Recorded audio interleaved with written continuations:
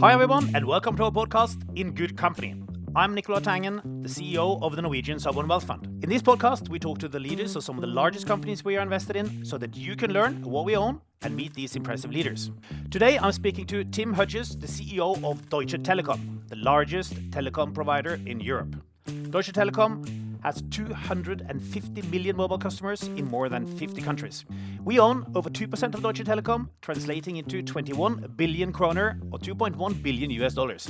And guess what?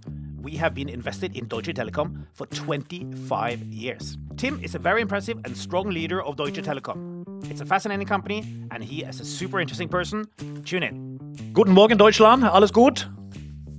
Good morning, Nicolai. Good morning, everybody. Thank you for having me. Fantastic. Now, we are here with Tim Höttges, the visionary leader of Deutsche Telekom. He has transformed how millions connect and communicate. And so it's very interesting to have a deep dive into the world of telecommunication. So thank you for coming on. Now, what are the major trends in the telecom sector that really excites you today? Look, the first thing is 5G and fiber is the enabler of the next generation wealth. Everything is getting connected, everything is connected, and without networks, nothing is working. So our company has a big purpose. We are connecting not only societies, but we are connecting as well the flying wheel for the business industries in this environment. What are the big trends? The first trend is, more data available everywhere. Always best connected. Second, it's about new business models. We have on the one side the Web 3.0 development, digital twins in the B2B area. On the other side, AI is enabling a lot of new services, as well our industry. And on top of that, the world, the globalization only works while people are talking. And today, 5.3 billion people of 8 billion are connected. And we are at the verge of it. I believe, for a society which is living better together, connectivity is a must. What are the challenges now? Look, the challenges are big. Our industry, because people think connectivity is a human right. A lot of, let's say, political influences are taking place on our industries everywhere. I think the biggest challenges are different on the continents. Deutsche Telekom is only operating in the Western world. I think that's a big advantage. Why is that a big advantage only to be in the Western world? The values are the same between the US and Europe. The cash, is easily transferable between this Western world. The decoupling and the geopolitical situation which we are facing this year, this times, is something which is affecting telecommunication as well. 60% of the internet today is not anymore an open internet. It is politically limited in its possibilities, but we, as Deutsche Telekom, are only operating in the Western world, in the US and in Europe, and that's a strong advantage. On top of that, do you think these splits between the two parts of the world will become stronger? I see that every single day, and I believe this world is fragmenting more and more. Individual interests are more important than the global society. And therefore, yes, I strongly see a trend that the fragmentation will go on. See what's happening with the BRIC states in Africa. Think about, let's say, Russia and its allies. Think about China. And therefore, being the North Star for the Western world with regard to one of the most important products, connectivity, I think that's an asset. Mm-hmm. Did 5G actually change your life? Look, change your life. To be honest, we haven't really found a business case for 5G because people like to have more connectivity. They like to have it faster. And they don't see the advantage of low latencies yet. But it was always the case. I'm a veteran in this industry. So I'm here more than 25 years. And, there was a question, why should we send pictures? Does that somebody needs that? Why 3G services? And today, if we have a 3G service, we're already complaining because we need the data throughput. We want to see the videos. We want to share everything with our spouses, and the industry is getting connected. And the same is happening with 5G. I see that this low latency is getting important for the car industries to be always best connected. It is an issue which we see in the connection of with home office and the way of collaboration across different countries. So therefore, yes, the 5G cases will show their impact, especially in the IoT sector.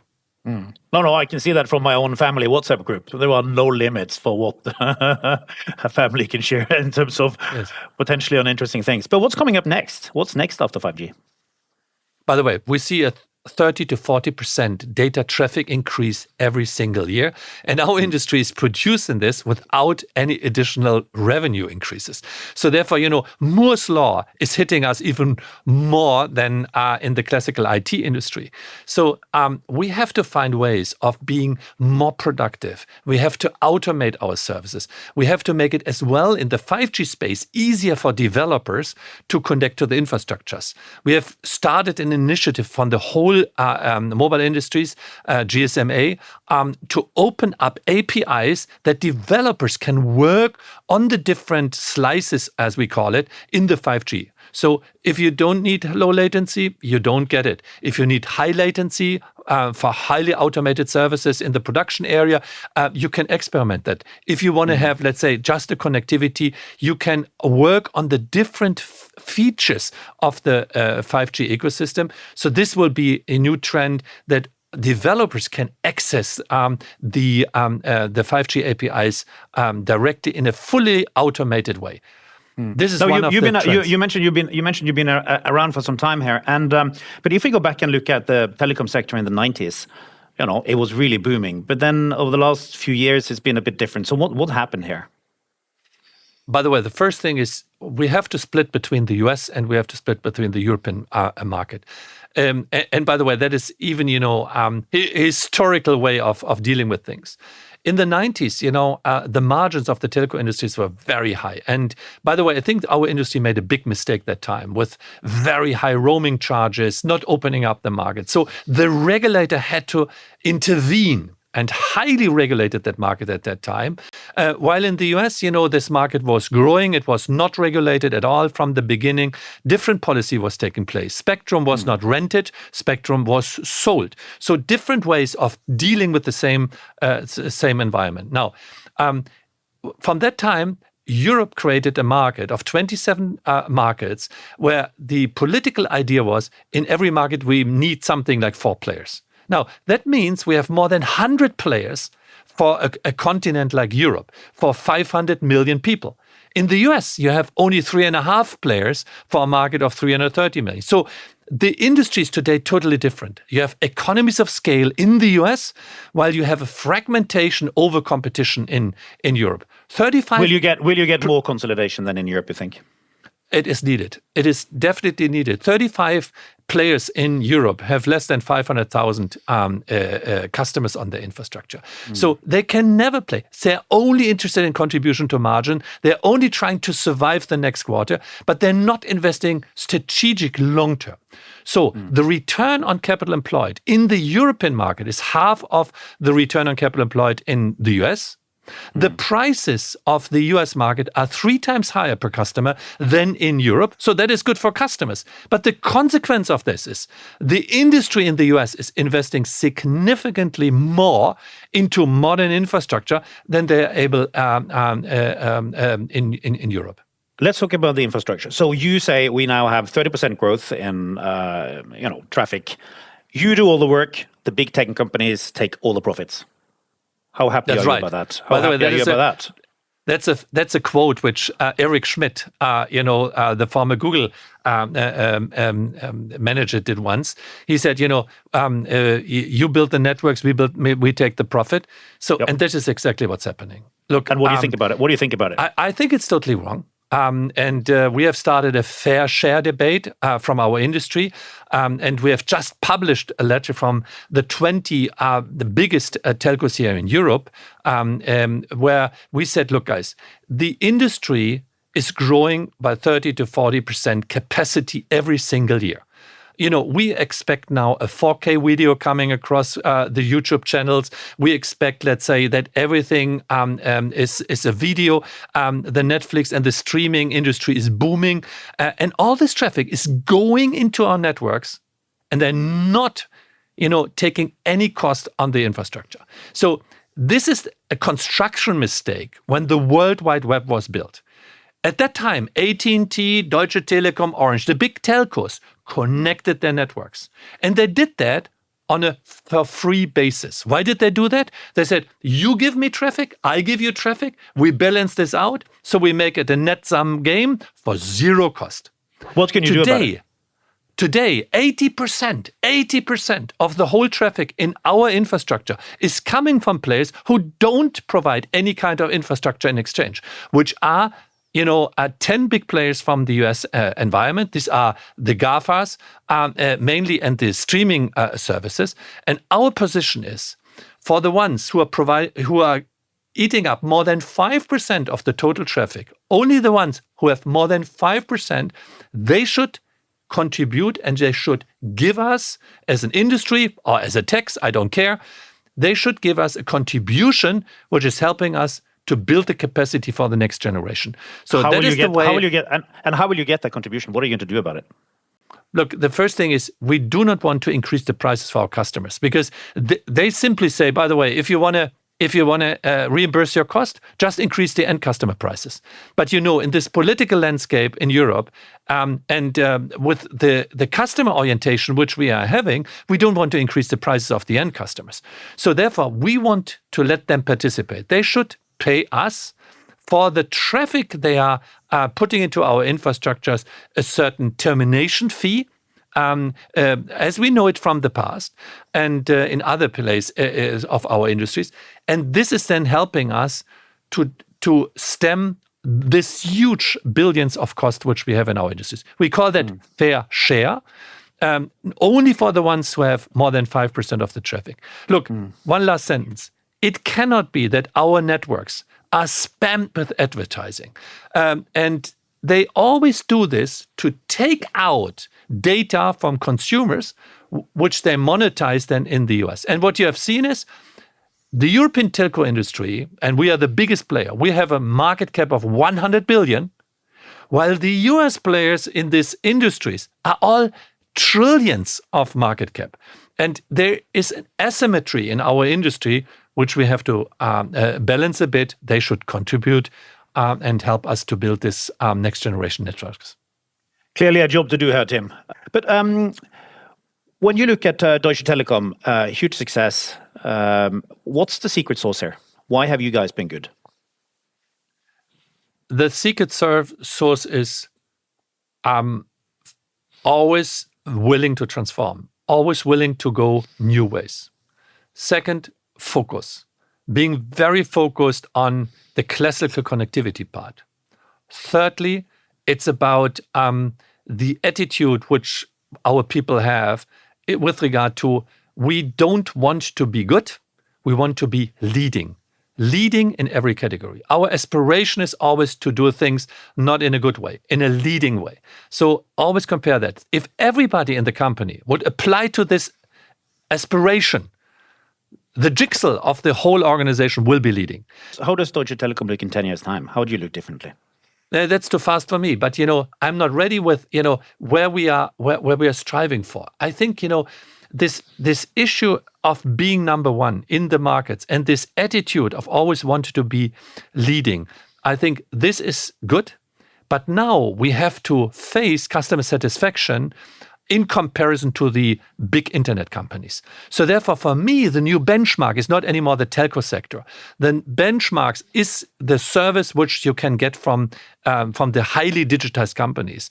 And therefore, full automation of our services, the way of bringing new adjacent service to our connectivity, easy to use for our customers.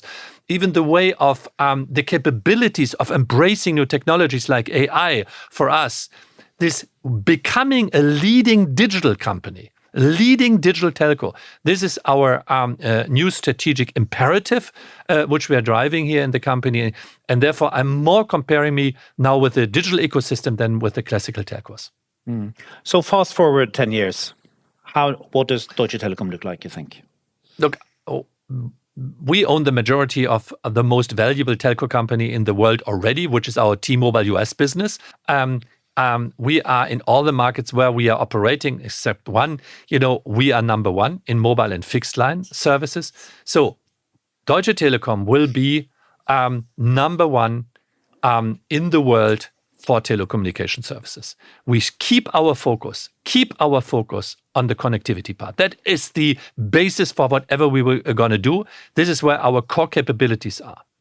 The second thing is, I think there will be a European market consolidation where Deutsche Telekom is best positioned to create a central European player in these very important industries with its values, with its legacy, with its knowledge and its skills based in Europe for the Western world. That is, I think, my aspiration, going forward.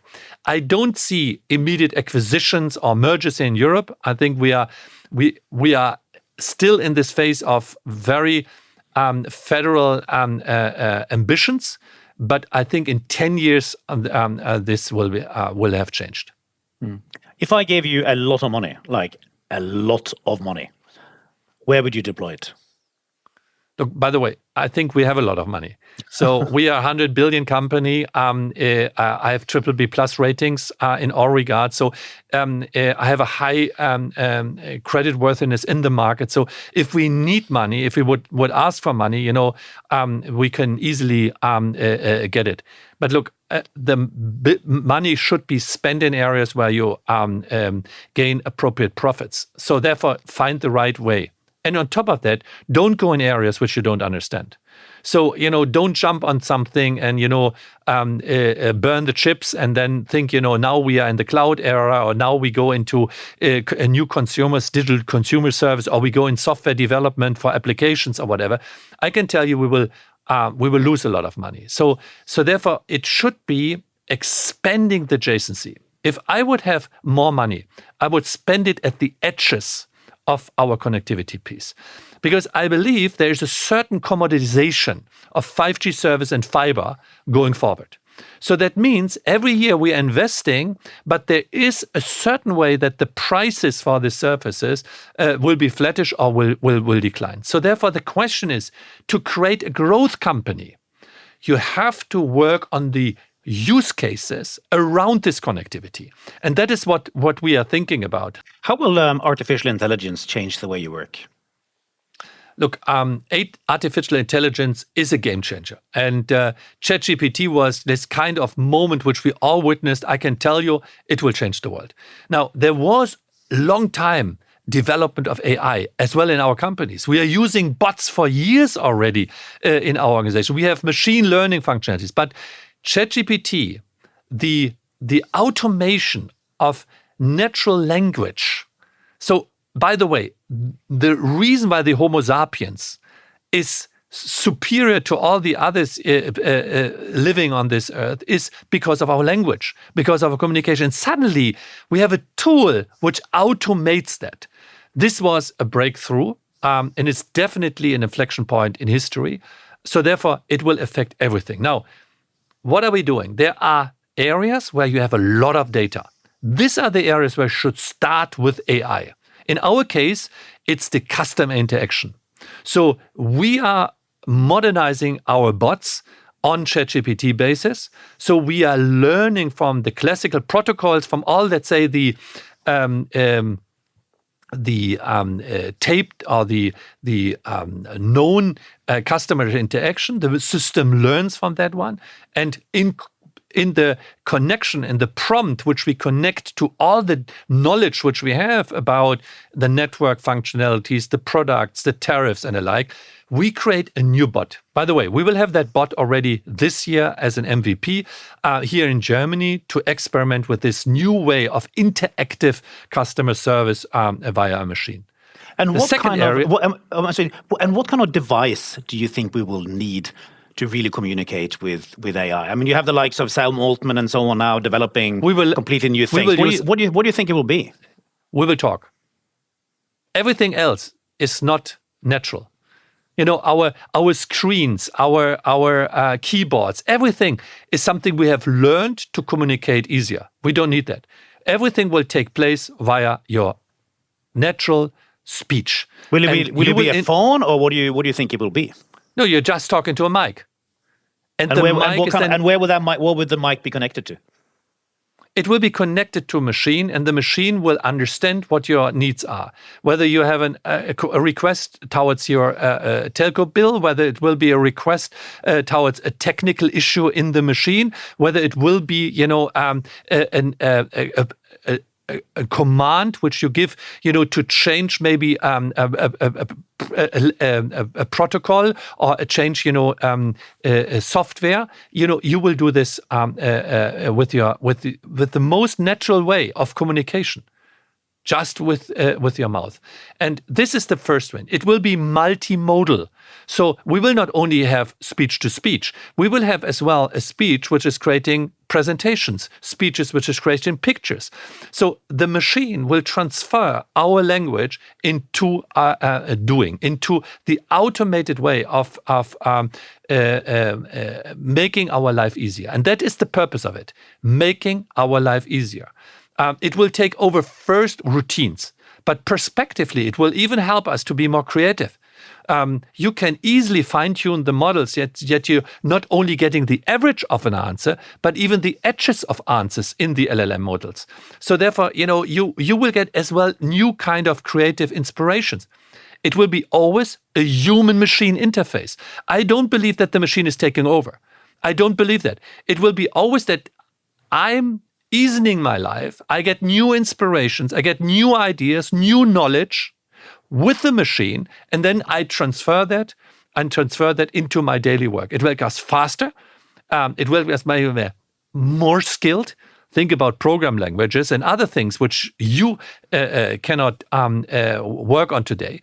It will help us to simplify our living, and it will definitely, take away routines. Which gives us more time to create more important things, more creative things. It will create new jobs. That is what my conviction is. Yeah, I love that optimistic vision. I share it totally. But how do you think artificial intelligence will impact the geopolitical tensions, which we touched upon earlier? My biggest worry, and excuse me, I'm a German, and for the Germans, the glass is always half empty. There's nothing to excuse. There's nothing to excuse here, But I very often hear, come on, the Americans, we are positive, while the Europeans are always in this kind of mode of saying the glass is half empty. And at the end of the day, if the glass is not half empty, if the glass is half full, we are always surprised by the good things. To be a pessimist is always the better surviving strategy because you're never disappointed.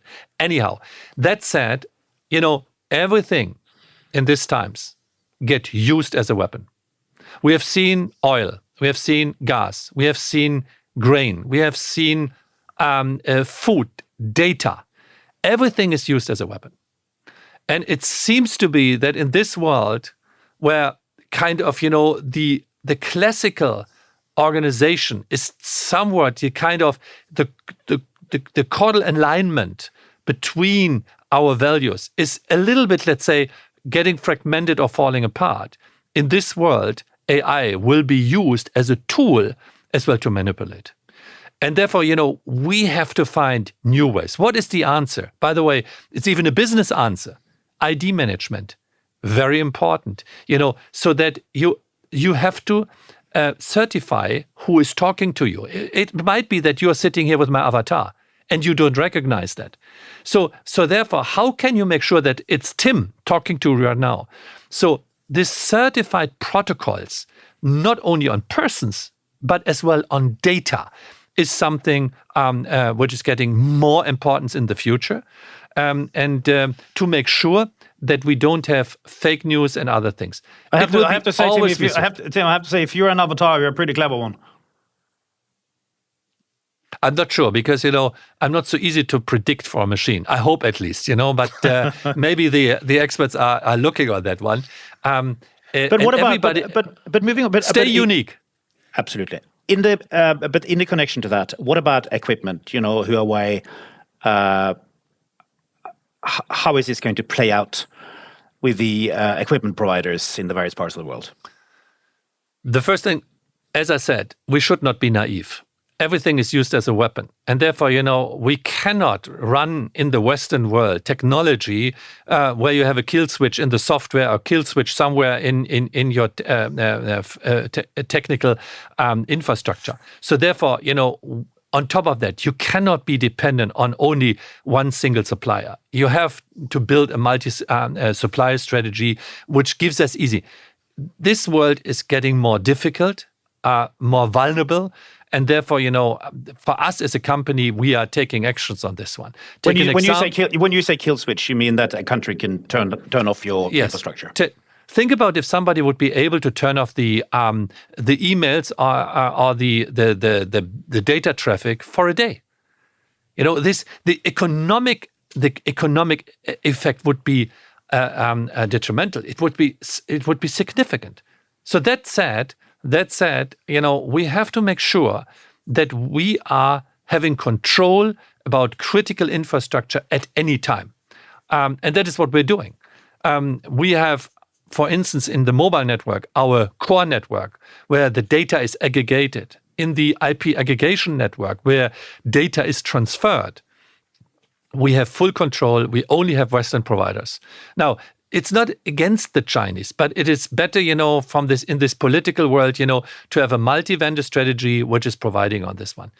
I don't believe it's a good idea to shut down the doors to China.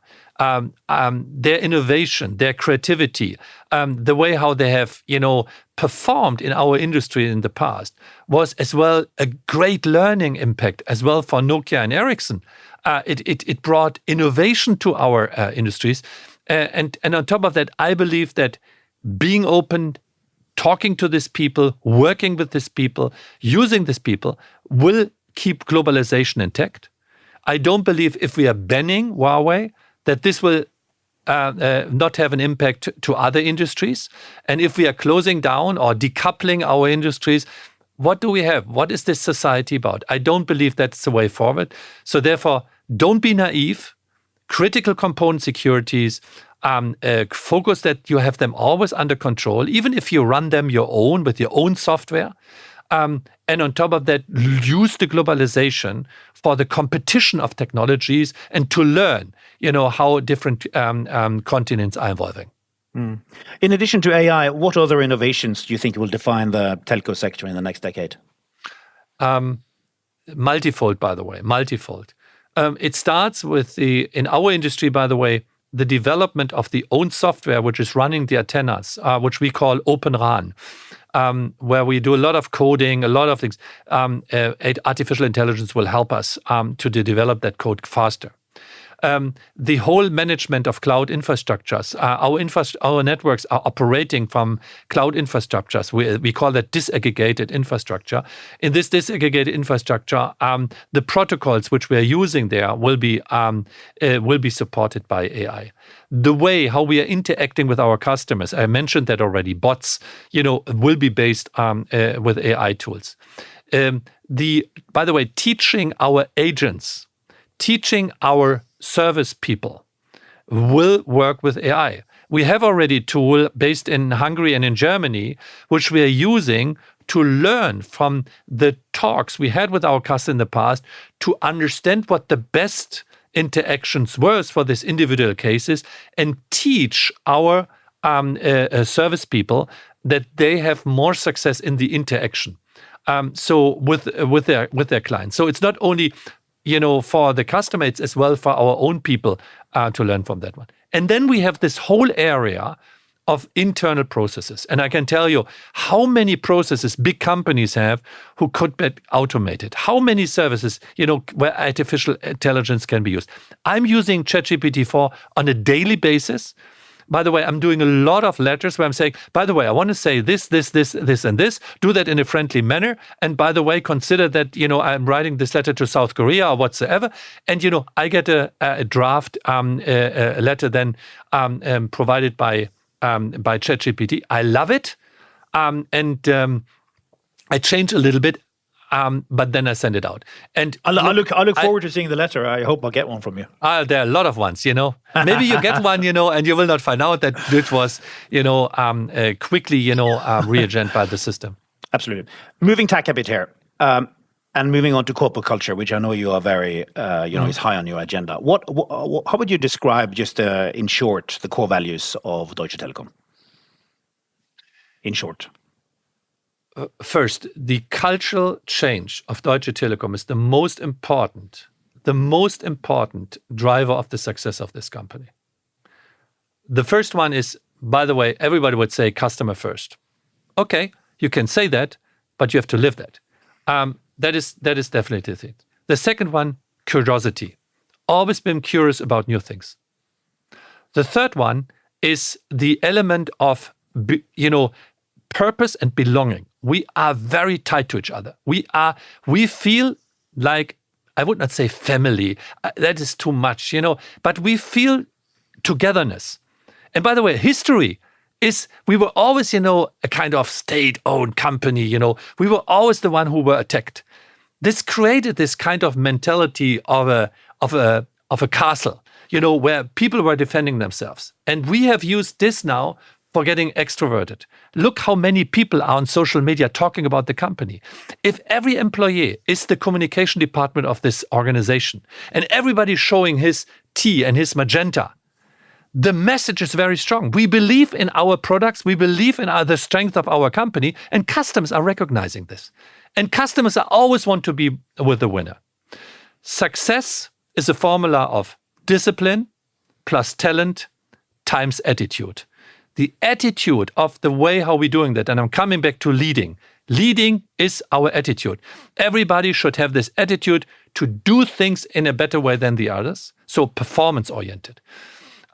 This is the way we're doing. And for me, a lot has to do with empowerment. I cannot run a business in Seattle, 9,000 kilometers away from here, and tell these people how the tariff of the next proposition should look like. I should trust these people that they are doing the right thing. So I would say 80% of our business is driven by empowerment of local people, building the right networks, having a great service, having good propositions for their customers, being, let's say, aggressive on the competition, and considering the appropriate return on investments, but centralize the ones which you have to do. So I would say 20% central, 80% decentral gives a lot of empowerment to the people. How does this tally with being a German company?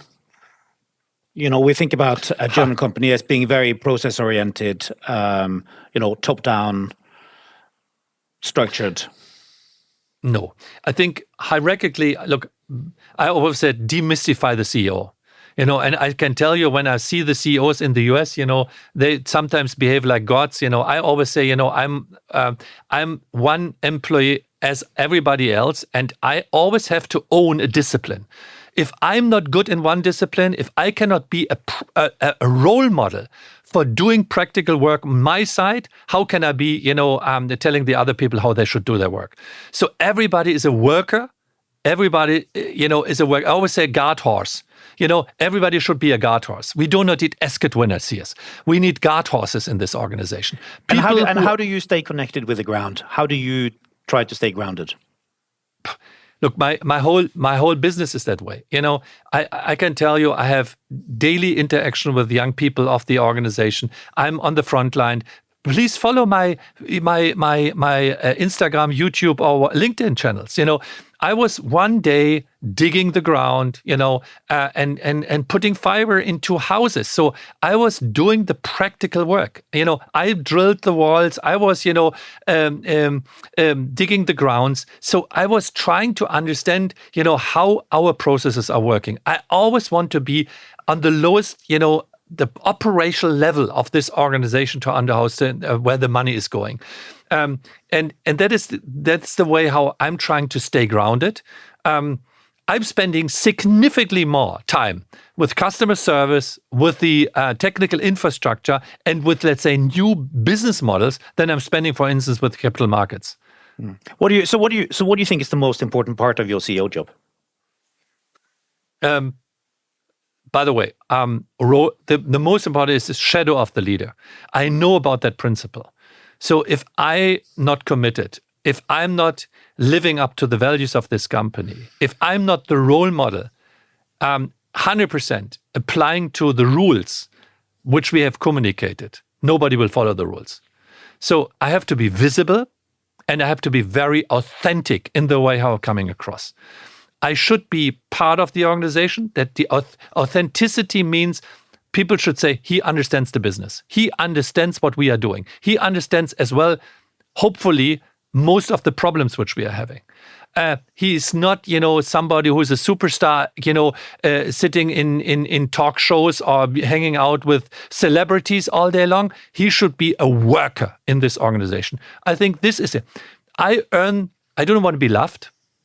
I want to have respect for what I'm doing. And this comes from the jobs I do personally.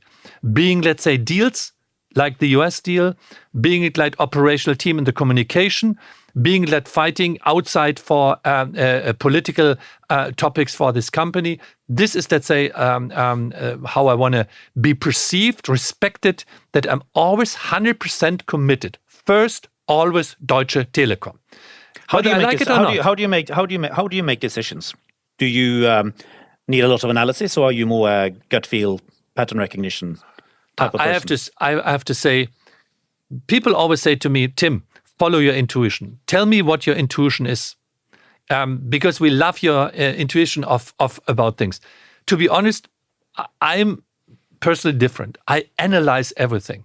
I always, looking on the pros, the cons, the opportunities. I'm always listening to a lot of people. I want to get, let's say, a full picture of a holistic view, cubistic, a holistic view about, let's say, what are we talking about? And then, I'm drawing a conclusion of that one. Interesting wise, sometimes the conclusion comes automatically. So you do not have to always, show the organization, I'm calling the shots. Let the discussion maintain and organize a discussion in your organization. And suddenly the organization falls into a conclusion where you can say, that's the right one, go ahead. And rather sitting there and calling the shots all the time. Are you a perfectionist? I'm a perfectionist, yes. What are the disadvantages of being a perfectionist? You're too slow. And because, you always want to, improve things, until to the ultimate. Sometimes you hate. I'm never happy. I'm never satisfied. I think this is the biggest negative. By the way, it's good for the company because, I can never, and that is psychologically maybe one of the biggest issues you can analyze, is I'm never happy about something. I did a big deal. Successful, with Sprint. And to be honest, I enjoyed it maybe for an hour. And then I was thinking about what are now the complexities, the problems which are coming from that one, and what do I have to solve next? Relentless. How do you think it is to work for somebody who is never happy? To be honest, I have a lot of people who are working for me for quite some time. I think at the beginning it is demotivating. I think at the beginning it's hard. Then people understand. I have a good humor, so I'm always easy. I'm always, I like to laugh a lot in the office. I make a lot of jokes as well. Maybe not always the best ones, but at least I'm trying to be as funny as possible. So people have always this warm and cold a little bit. Now after a while, maybe if I don't appreciate their work, people are learning that whatever I'm doing this because I want to make this Deutsche Telekom even more successful. I always stand for the company. And then they start, organizing themselves. And they don't become dependent on constant appreciation from me. They find, their satisfaction in the achievements which we jointly have. And then after a while, they say, by the way, it's normal that Tim is not appreciating that. That is how he is. Let's move on and follow him. I think, we are on a good track. I think that is these three phases of how I'm not somebody who's really applauding and appreciating all time. But nevertheless, I'm very happy in the way how the organization is striving for awards, how the organization is striving for success, and how ambitious this organization became over the last 10 years. I read an interview with Roger Federer, the tennis player. He said when he was young and he won a game, he just moved straight back on the court and continued to train. Now, when he got a bit older, he stayed the night, had a glass of champagne with his wife, and celebrated success. So it probably is important, from time to time. That's your advice, So I don't have any advice. I don't want to go into Goethe's Faust, but Goethe's Faust, and in Goethe, there's Faustus, and Faustus makes this deal with Mephisto, and the deal is, Mephisto says, the moment where you stop striving for better, the moment where you are saying, I want to enjoy that specific moment, verweile doch, du bist so schön. That moment you lose your life to the devil. And therefore, the mentality of me is a little bit like Dr. Faustus, who is constantly, curious, constantly striving for something new, constantly driving this organization. And maybe the moment where I stop and enjoy that moment, I will lose my life to devil. So therefore, please, I hear your advice, but so far I haven't adapted it. Now, Tim, you started your life in strategic consulting, and some of these companies, such as McKinsey, they say that, they hire insecure overachievers. Is that where you were when you started your working life? I think I'm still an unsecure overachiever. So that is, I admit that. I said that in front of my leadership team. I don't think that's wrong. I'm unsecure because a lot of challenges are coming. You never have a kind of white and black answer. Everything is gray, and you have to navigate companies, 200,000 employees, including their families, through this fog. And therefore, there is no kind of security in this one. But, I'm always, and I said it earlier, I always, anticipate the worst. And then when it turns out, that it's getting better, I'm happy. And if you anticipate the worst, you prepare yourself, maybe more diligent, more deeper than the others.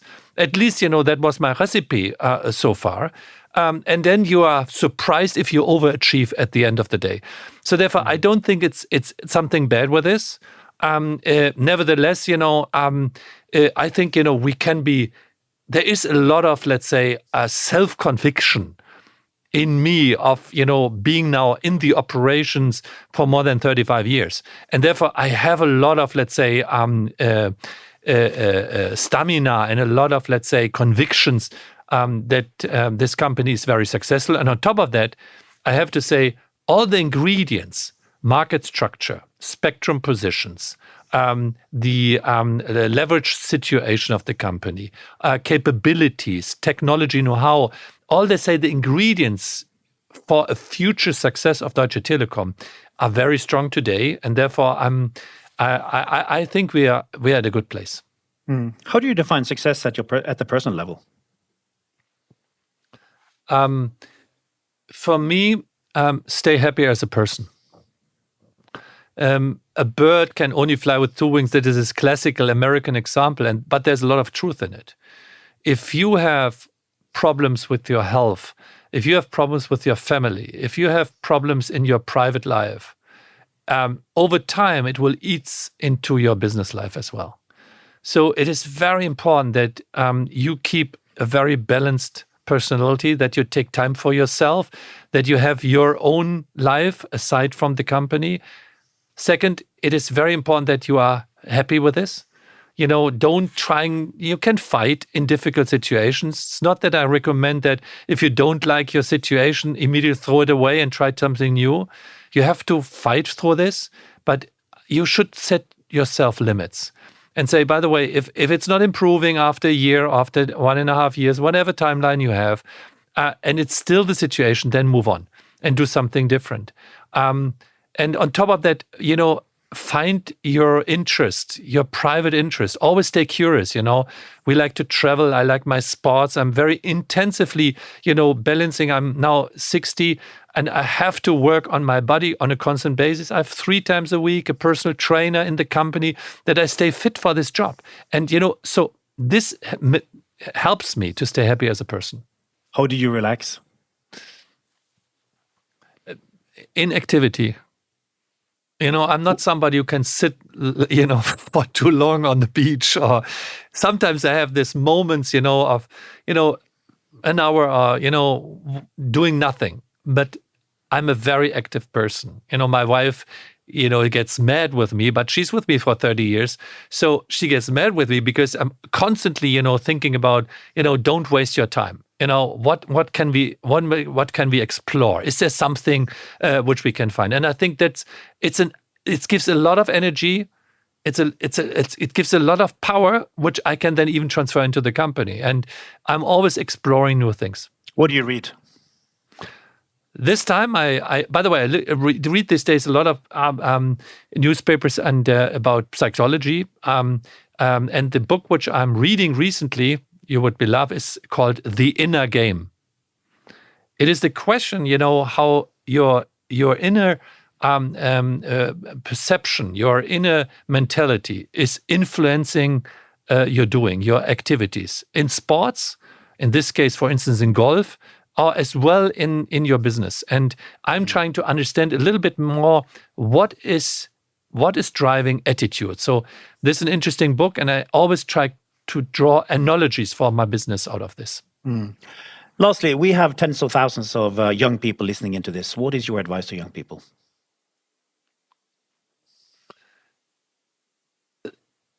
The first thing is stay curious. Always, not, being it in your private, in your business life. Explore the world, explore people, explore new areas, go deep in certain things, but as well, look right and left of it. And always, stay in this momentum of that changes, that things which are transforming is something good.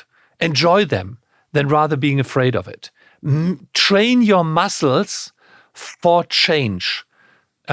Get out of your comfort zones.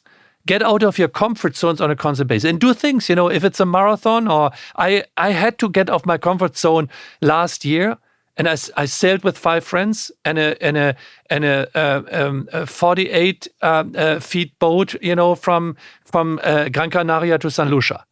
This was 20 days on the ocean. I had to get out of my comfort zone to challenge myself and say, by the way, I have to broaden my horizon. Very good. Tim, this has been super interesting and very, very inspiring for us all. Big thanks for taking the time and good luck with everything. Thank you, Nicolai. We keep on running and we won't stop.